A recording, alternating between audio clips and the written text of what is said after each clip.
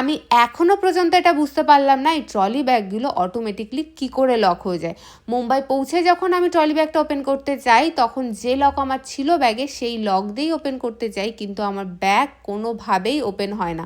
তো finally share করি আবার কি বিপদের মুখে পড়লাম আর কি করে সেটা সলিউশন বের করলাম। যেহেতু আমার কলকাতা থেকে মুম্বাইয়ের ফ্লাইট ছিল ভোর 2টোতে, তাই আমি 12টার মধ্যেই পৌঁছে যাই কলকাতা এয়ারপোর্টে। এদিকে যতবারই আমি ফ্লাইটে উঠি, প্লেনে ওঠার পর যেন কাঁপুনি দিয়ে ঠান্ডা লাগে, তাই তো আমি একটা জ্যাকেট বের করে রেখেছিলাম। বাইরে যতই গরম পড়ুক না কেন, ফ্লাইটে চড়ার পর একটু তো ঠান্ডা লাগবেই, তবুও আমার এই পাতলা জ্যাকেটেও ঠান্ডাটা মানাচ্ছিল না। জানি না কেন ঠান্ডায় আমার ঘুমই আসলো না। ফাইনালি 4:10 নাগাদ পৌঁছালাম এয়ারপোর্টে, আর সেখানে লাগেজের জন্য ওয়েট করতে করতে বেজে গেল 5টা। আর লাগেজ হাতে পাওয়ার পর যখন আমি লাগেজটা ওপেন করতে যাই, তখন দেখি কোনোভাবেই আর লাগেজটা ওপেন করা যাচ্ছে না। যে লকটা ছিল সেটার ফটো তুলেও রেখেছিলাম, কিন্তু ওই লকে আর কাজ হচ্ছিল না। এই যাত্রায় ইউটিউবের জন্য বেঁচে যাই আর লাগেজটা খুলতেও পারি, তাই রেডি সেডি হয়ে নিয়েছিলাম, কারণ আমার হোটেলের চেকিং ছিল 12:30 আর ক্লাস আমার 9:30টায়। সেই কারণে এয়ারপোর্ট থেকেই রেডি হয়ে একেবারে চলে যাব ক্লাসে।